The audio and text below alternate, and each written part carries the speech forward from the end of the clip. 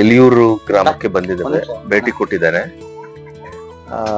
ಈ ಗ್ರಾಮದಲ್ಲಿ ನನ್ನ ಪ್ರವಾಸ ಶುರುವಾಗಿ ಈಗ ಒಂದು ವಾರದ ಮೇಲಾಗಿದೆ. ಈ ಗ್ರಾಮದಲ್ಲಿ ಅನೇಕ ಸಮಸ್ಯೆಗಳ ಬಗ್ಗೆ ನನ್ನ ಮುಖಂಡರು, ನನ್ನ ಕಾರ್ಯಕರ್ತರು ನನ್ನ ಗಮನಕ್ಕೆ ತಂದ್ರು. ಇಲ್ಲಿ ಪ್ರಮುಖವಾಗಿ ಇಲ್ಲಿ ಬೇಸಿಕ್ ಮೂಲಭೂತ ಸೌಕರ್ಯಗಳ ಒಂದು ಅಭಾವ, ಅದು ಕನಿಷ್ಠ ಒಂದು ರೋಡು. ಇಲ್ಲಿ ಜಿಟಿ ಮಳೆ ಬಂದಾಗ ರೋಡಿನ ವ್ಯವಸ್ಥೆ ಸರಿ ಇಲ್ಲ. ಆಮೇಲೆ ಇಲ್ಲಿ ಮನೆಗಳಿಗೆ ಅವರಿಗೆ ಈ ಹಕ್ಕುಪತ್ರಗಳನ್ನು ಕೊಡುವಂತ ಕೆಲಸ ಆಗಿಲ್ಲ. ಇದು ಬಹಳ ವರ್ಷಗಳಿಂದ ಪೆಂಡಿಂಗ್ ಉಳ್ಕೊಂತ ಸ್ವತಂತ್ರ ಬಂದಾಗ್ಲಿಂದನೂ ಈ ರೀತಿಯಾಗಿ ಇದು ಬಂದೋಬಸ್ತ್ ಆಗಿಲ್ಲ.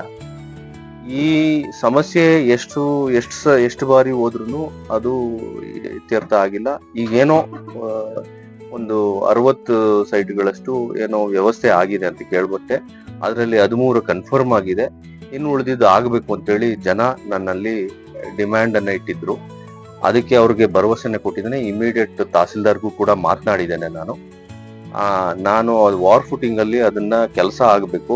ಮೂಲಭೂತ ಅವರು ಈಗ ಬಡವರು ಅಥವಾ ಸಾಮಾನ್ಯ ಜನರು ಅವರ ಮನೆಯಲ್ಲಿ ಬದುಕುವಾಗ ಇದು ನನ್ನ ಮನೆಯೋ ಇಲ್ವೋ ಅನ್ನೋವಂತ ಒಂದು ಇದು ಏನ್ ಹೇಳ್ತಾರೆ, ಗೊಂದಲದಲ್ಲಿ ಬದುಕುವಂತ ಪರಿಸ್ಥಿತಿ ಜನಗಳಿಗೆ ಬರಬಾರ್ದು. ಸಾಮಾನ್ಯ ಜನರು ಯಾವ ದೊಡ್ಡ ಯೋಜನೆಯನ್ನು ಕೇಳೋದಿಲ್ಲ. ಕನಿಷ್ಠ ಬದುಕುವ ಒಂದು ಮನೆ ವ್ಯವಸ್ಥೆ ಅವರಿಗೆ ಸರಿ ಇದ್ರೆ ಅವರು ಜೀವನ ಮಾಡ್ಕೊಂಡು ಹೋಗ್ತಾರೆ. ಆದ್ರಿಂದ ನಾನು ತಹಸೀಲ್ದಾರ್ಗೆ ಇದೇ ಮಾತನ್ನ ಹೇಳಿದ್ದೇನೆ. ಇದು ಈ ನಿಟ್ಟಿನಲ್ಲಿ ಈ ರೀತಿಯಾದಂತ ಬದುಕನ್ನ ರೂಪಿಸ್ಕೊಡೋದಕ್ಕೆ ನಾವು ಆದಷ್ಟು ಬೇಗ ಇವನ್ನೆಲ್ಲ ಕ್ಲಿಯರ್ ಮಾಡಿ ಇವ್ರುಗಳಿಗೆ ಹಕ್ಕುಪತ್ರಗಳನ್ನ ಕೊಡುವಂತ ಕೆಲಸ ಮಾಡಿ, ಡೇ ಅಂಡ್ ನೈಟ್ ಕೆಲಸ ಮಾಡಿ ಅಂತ ಹೇಳಿ ನಾನು ತಹಸೀಲ್ದಾರ್ಗೆ ಹೇಳಿದ್ದೇನೆ. ಅದಾದ್ಮೇಲೆ ಅಮ್ಮ ನಿಮ್ಮ ಹೆಸರು ಹೇಳಿ. ಮಂಜಮ್ಮ ಅವ್ರ ಮನೆಗೆ ಬಂದಿದ್ದೇವೆ. ಇವರು ಗಂಡ ಇರುವುದಿಲ್ಲ, ಇವ್ರು ಹೋಗಿದ್ದಾರೆ. ಅವ್ರಿಗಿಬ್ರು ಹೆಣ್ಣು ಮಕ್ಳು ಇರ್ತಾರೆ. ಈಗ ಇಲ್ಲಿ ಮನೆ ಬಿದ್ದೋಗಿದೆ.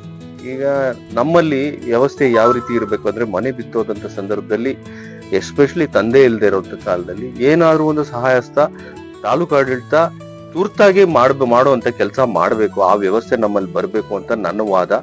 ಈಗ ತಾನೇ ಮಾತನಾಡಿ ವಾದ ಮಾಡಿದ್ದೇನೆ. ಆಮೇಲೆ ಈಗ ನಾನು ಒಂದಿಷ್ಟು ಫೋನ್ ಕಾಲ್ ಮಾಡಾದ್ಮೇಲೆ ನನಗೆ ಇದು ಬಂದಿದೆ. ಏನ್ ಹೇಳಿ, ಮೀನುಗಾರಿಕೆ ಇಲಾಖೆಯಿಂದ ಮನೆಗಳಿದಾವೆ ಅಂತ ಹೇಳಿ ನನಗೆ ಹೇಳಿದ್ದಾರೆ. ಅದನ್ನ ಕೊಡ್ಬೇಕು ಅಂತ ಹೇಳಿ ನಾನು ಈಗ ಅವ್ರ ದಾಖಲೆಗಳನ್ನ ತಗೊಳ್ತಾ ಇದ್ದೀನಿ. ತುರ್ತಾಗಿ ಅವ್ರಿಗೆ ಮನೆ ವ್ಯವಸ್ಥೆಯನ್ನ ಮಾಡ್ಬೇಕು ಅಂತ ಹೇಳಿದ್ದೀನಿ.